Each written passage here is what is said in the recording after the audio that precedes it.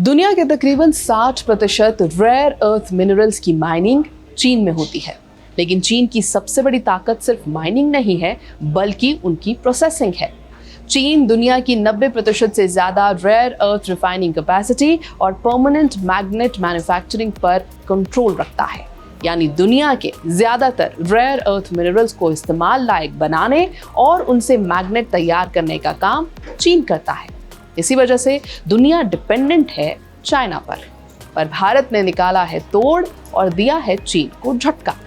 नमस्कार, मेरा नाम है श्वेता शर्मा और ये है बियॉन्ड द हेडलाइंस। और कहानी शुरू होती है एक छोटे से स्टार्टअप से। बेंगलुरु की स्टार्टअप कंपनी विमग लैब्स ने एक ऐसा इलेक्ट्रिक मोटर बनाया है जिसमें रेयर अर्थ मैग्नेट्स की जरूरत नहीं पड़ती। कंपनी को इस तकनीक के लिए भारत में अपना 5वां पेटेंट भी मिल गया है। आज ज्यादातर इलेक्ट्रिक व्हीकल्स में परमानेंट मैग्नेट सिंक्रोनस मोटर यानी PMSM इस्तेमाल होता है। इसमें रेयर अर्थ मैग्नेट्स लगे होते हैं जिनकी सप्लाई पर चीन का दबदबा है।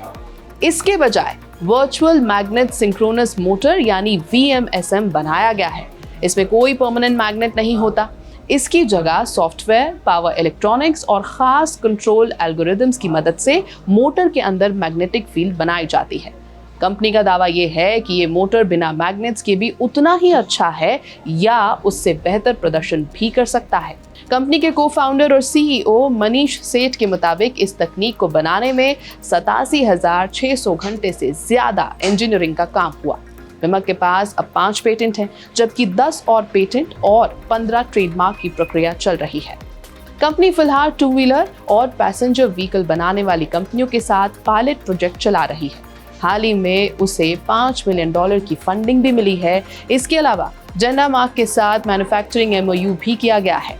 विमग भविष्य में रोबोटिक्स, डिफेंस, कूलिंग सिस्टम्स और बड़े इंडस्ट्रियल मोटर्स के लिए भी तकनीक का इस्तेमाल करना चाहती है। सप्लाई चेन को समझने से पता चलता है कि ऐसी मोटर क्यों इतनी जरूरी मानी जा रही है। इंटरनेशनल एनर्जी एजेंसी के मुताबिक 2024 में दुनिया की तकरीबन 91% रेयर अर्थ रिफाइनिंग और सेपरेशन चीन में हुई। वहीं EV मोटर्स में इस्तेमाल होने वाले सिंटर्ड परमानेंट मैग्नेट्स का लगभग 94% प्रोडक्शन भी चीन ने किया। दिलचस्प बात यह है कि दुनिया के कुल रेयर अर्थ रिजर्व्स का सिर्फ तकरीबन 1/3 हिस्सा ही चीन के पास है। यानी उसकी सबसे बड़ी ताकत जमीन में मौजूदा खनिज नहीं, बल्कि उनकी प्रोसेसिंग और मैन्युफैक्चरिंग पर उसका कंट्रोल है। दुनिया के ज्यादातर EV मोटर्स चीन पर ही निर्भर है। चीन पिछले कुछ समय से इसी ताकत का इस्तेमाल करता जा रहा है। अप्रैल 2025 में उसने 7 हेवी रेयर अर्थ एलिमेंट्स और उनसे जुड़े मैग्नेट्स के एक्सपोर्ट पर कंट्रोल लगा दिया था।